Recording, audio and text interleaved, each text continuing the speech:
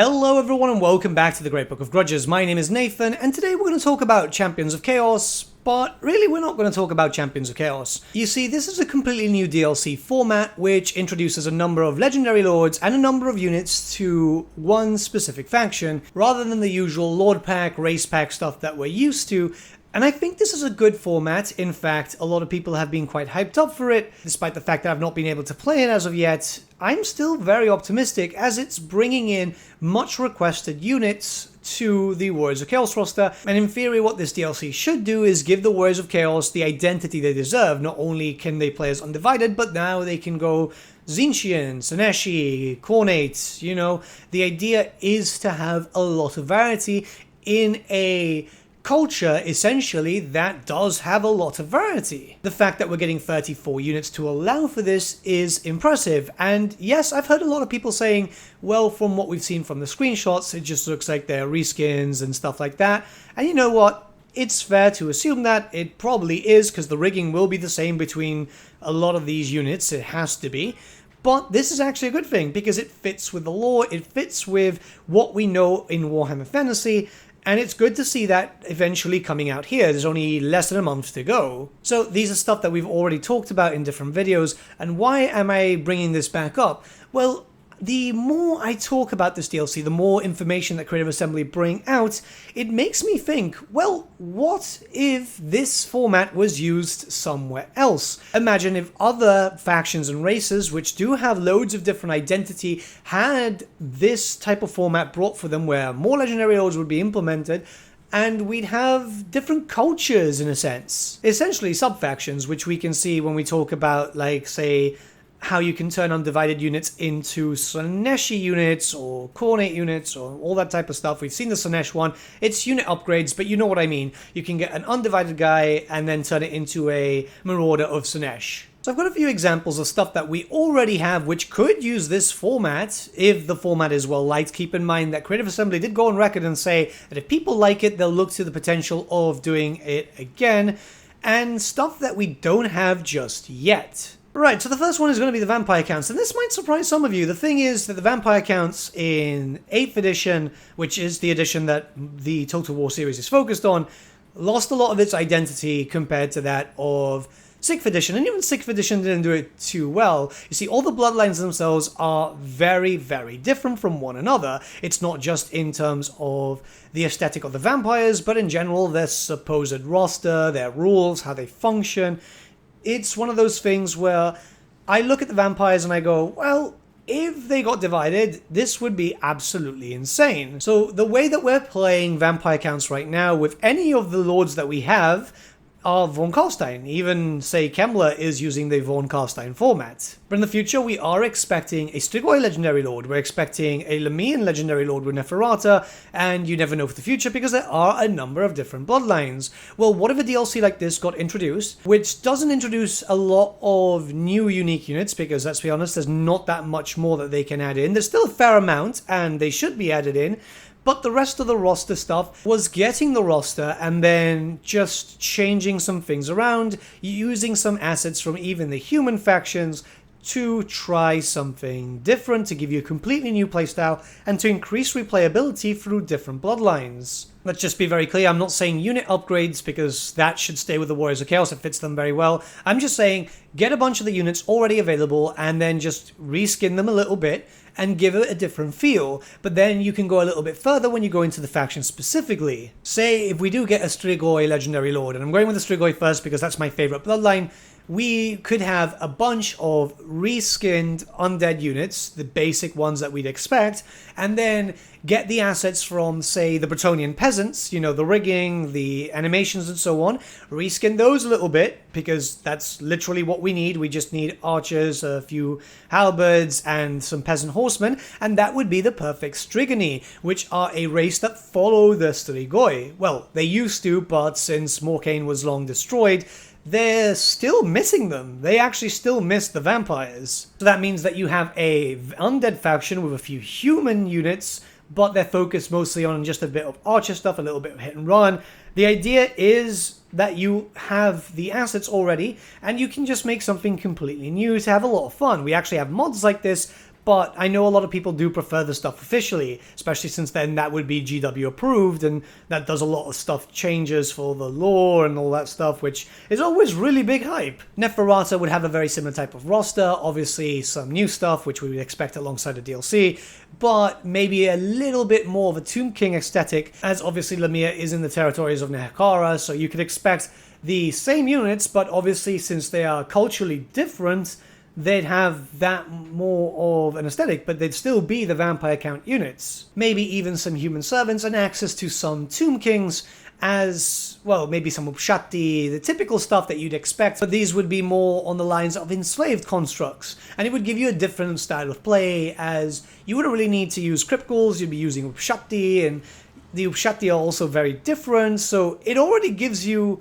some different style of play. We're not going to go through every bloodline, I was just going for the two most popular ones, and to be honest, we don't know everything about every bloodline. We're still expecting the Jade-Blooded eventually, and that would be its own thing, but we just don't know anything about their units and all that. But you can already see what I mean. There's a lot of potential there, and it could even be further expanded upon if we start looking towards, you know, how Lords and Heroes work, as we know that we've got a lot of Marth Lords and Heroes now, which I think is really, really cool for the Warriors of Chaos. So what if we had, well, essentially blood-kissed Lords and Heroes, where if you play as a Strigoi faction, you have access to Strigoi Lords and Heroes only, maybe with some generic vampire count Lord and Hero too, to kind of like have a little bit of variety, but the main thing should be something else, and it wouldn't be just like the Bloodkiss system. The Bloodkiss system could stay as pseudo-legendary Lords, but the idea is just to have the rest, you know? So if you're playing as the Lemian, you have the generic vampires, but you'd also have access to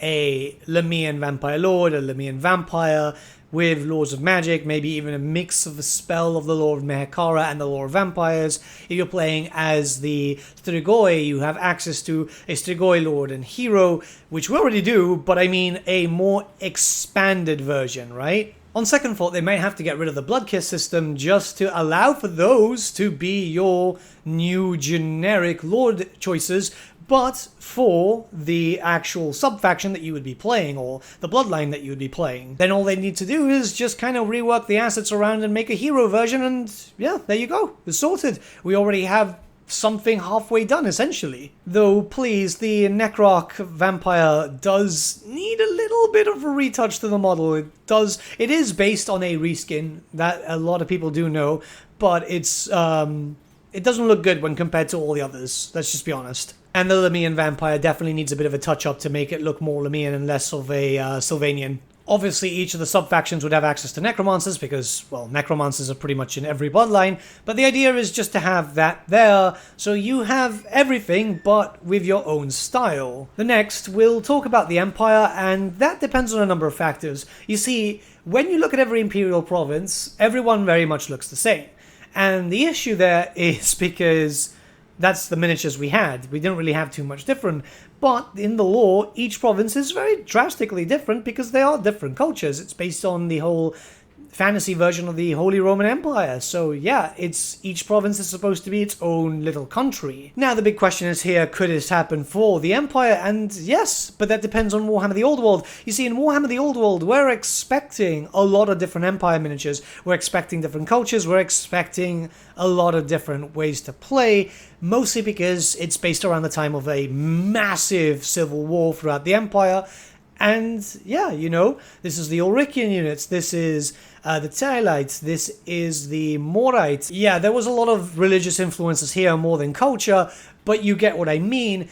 And it could be quite interesting to see a Empire pack come in, which introduces some legendary lords, so pretty much, well, you know, anyone, because there's a lot of legendary lords elect accounts that are missing, and just have a little bit of a roster update, just a few changes here and there, and bring that type of feel that the Empire is very different. So when you're playing as a certain legendary lord, you have access to new units. Now, I will be very clear to admit that it's probably not so needed for the Empire as it is for the vampire counts, because, well, the Empire is already in a very good place, but the vampire counts definitely need a little bit of a a little bit of love, and it would be cool to see this being expanded because, well, that brings in more DLC potential. That's a big thing for CA. They can make money, and at the end of the day, they want to make money. But this could be an incredible way to cross-promote Warhammer the Old World too if Games Workshop do allow CA to use that. We still don't know if Games Workshop are going to allow CA to dip into Warhammer the Old World for possible units for DLC and all that. Mind you, if they don't, they'd be incredibly stupid because, well, you know, this, again, is a great way to cross-promote. Plus, let's be honest, some certain factions and races could do with some more units, and like, this would be the only way to get it officially, I guess. So we're not going to talk about every race, because not every race does need this. However, if you guys have any other thoughts, you know, leave them in the comments below. But I do want to talk about one that we don't have yet, because there's a lot of potential, given how something specifically works, in the vein of how I've talked about mini race packs. So if we look at Azazel's unit recruitment, we can see obviously it's unit upgrades and stuff like that, but I'm not expecting that.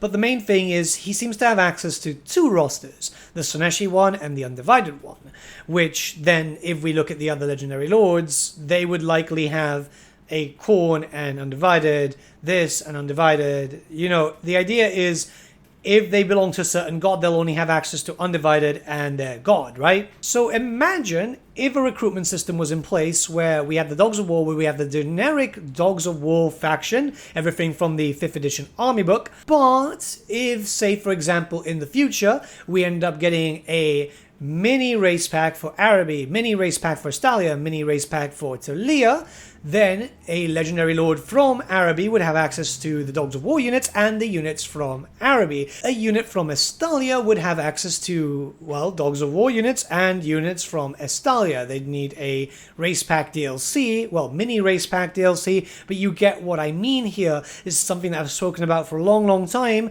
and it could potentially work with this new system where you just have a toggle of what unit you want to recruit from. Well, I mean what culture, but you know what I mean here. And it could work for the future for any other thing. It's not just these races, but say if they want to do Amazons, well, Amazons were also featured with the Dogs of War, so there you go, you have access to Dogs of War or Amazons. If you want to play as Albion, if an Albion thing works in the future, well, again, Dogs of War or Albion with its own minor race pack with one Legendary Lord and a roster, which means that you wouldn't need that many units, because as we can see here with the Soneshi one, there are 14 different Soneshi units, which is good for a mini race pack, essentially. If you want to go full Soneshi, you can, and you have access to the Undivided units for that. So again, if we have the Dogs of War book, then we get a mini Estalia pack with 14 units. Well, there you go. That's your roster. That's your full roster. Now, like I said, the idea is just kind of very light in my head at the moment, and I'm pretty sure that I'll be able to talk about it more in depth after I've had access to the DLC, as it's much easier to actually think of a speculation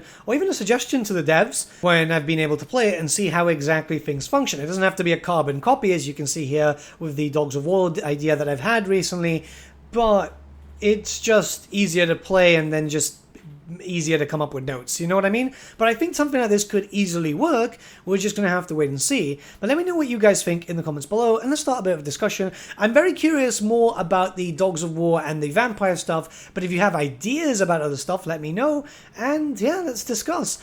The idea is just to think of more ways that CA can pretty much milk us, essentially. But, I mean, we all want more DLC, and they did say more DLC more often, so hopefully that still means that we're just going to get loads of support for many, many years, and they'll have different formats, because I like the idea of new formats to just change things up a little.